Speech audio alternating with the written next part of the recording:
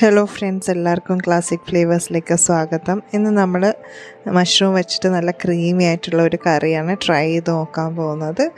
അപ്പോൾ വീഡിയോയിലേക്ക് കടക്കുന്നതിന് മുന്നേ ചാനൽ ഇതുവരെയും കാണാത്തവരുണ്ടെങ്കിൽ ഒന്ന് സബ്സ്ക്രൈബ് ചെയ്ത് സപ്പോർട്ട് ചെയ്യാൻ മറക്കരുത്. അതേപോലെ വീഡിയോസ് ഇഷ്ടപ്പെട്ട് കഴിഞ്ഞാൽ ലൈക്ക് ചെയ്യാനും മറക്കരുത്. അപ്പോൾ നമുക്കിതിന് വേണ്ടത് ഇൻഗ്രീഡിയൻസ് ഒക്കെ ഒന്ന് നോക്കാം. ഞാനിവിടെ ഒരു 12 വെളുത്തുള്ളി, പിന്നെ ഒരു ചെറിയ കഷ്ണം ഇഞ്ചിയൊക്കെ ഒരു ചോപ്പറിലേക്ക് ഇട്ട് കൊടുക്കുന്നുണ്ട്. ചോപ്പറിൽ ഇടുന്നില്ലെങ്കിൽ ഒന്ന് ചതച്ചെടുത്താലും മതിയാവും.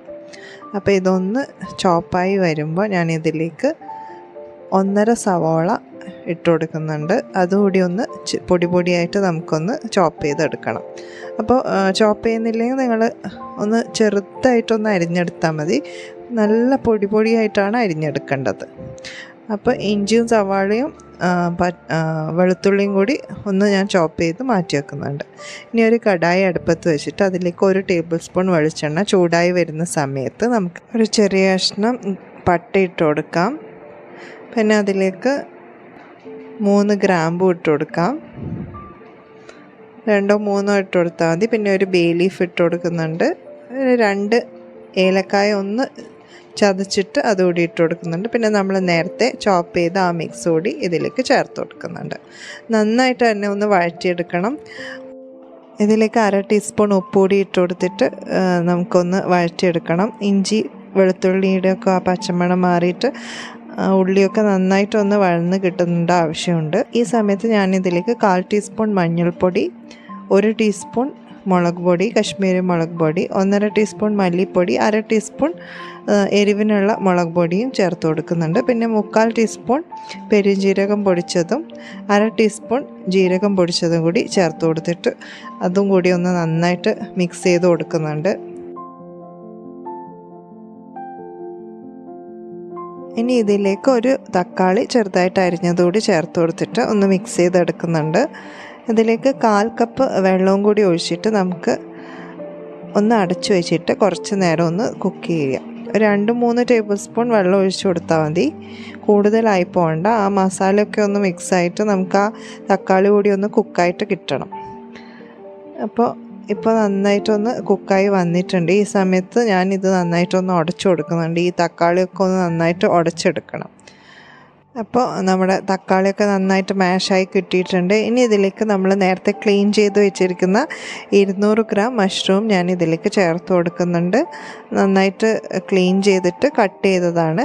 അത്യാവശ്യം ചെറുതായിട്ട് തന്നെയാണ് കട്ട് ചെയ്തിരിക്കുന്നത്.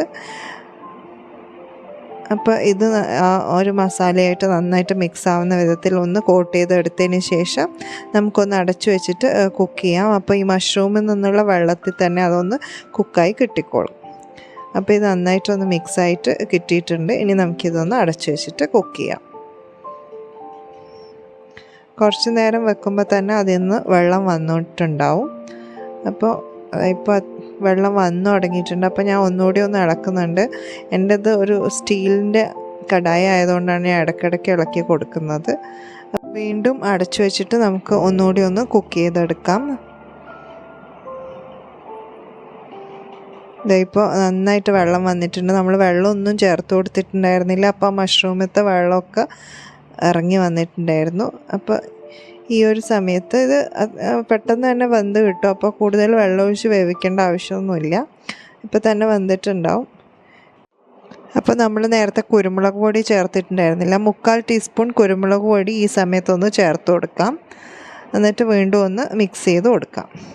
ഇനി ഇതിലേക്ക് നമുക്ക് ചേർത്ത് കൊടുക്കേണ്ടത് ഇതിൻ്റെ മെയിൻ ഇൻഗ്രീഡിയൻ്റായ 1/2 കപ്പ് തേങ്ങാപ്പാൽ, നല്ല അത്യാവശ്യം കട്ടിയുള്ള തേങ്ങാപ്പാൽ തന്നെയാണ് ഒഴിച്ചു കൊടുക്കുന്നത്. അപ്പോൾ അതുകൂടി ഇതിലേക്ക് ചേർത്തിട്ട് ഒന്ന് മിക്സ് ചെയ്തെടുക്കാം. അപ്പോൾ ഇപ്പോൾ തന്നെ നല്ല ക്രീമി ആയിട്ട് നിങ്ങൾക്ക് കാണാൻ പറ്റുന്നുണ്ടാവും. നല്ലൊരു ടേസ്റ്റും ആയിരിക്കും ഈ ഒരു കറി. അപ്പോൾ ഞാൻ കുറച്ചുകൂടി ഉപ്പ് ചേർത്ത് കൊടുക്കുന്നുണ്ട്. 1/2 ടീസ്പൂൺ ഉപ്പ് കൂടി ഈ സമയത്ത് ചേർത്ത് കൊടുക്കുന്നുണ്ട്. അപ്പോൾ നമ്മൾ ആദ്യം 1/2 ടീസ്പൂൺ ഉപ്പ് ഇട്ട് കൊടുത്തിട്ടുണ്ടായിരുന്നു. ഇപ്പോൾ ഒരു 1/2 ടീസ്പൂൺ ഉപ്പ് കൂടി ചേർത്ത് കൊടുക്കുന്നുണ്ട്. ഇനി വീണ്ടും ഇതൊന്ന് നന്നായിട്ട് മിക്സ് ചെയ്തെടുക്കുന്നുണ്ട്.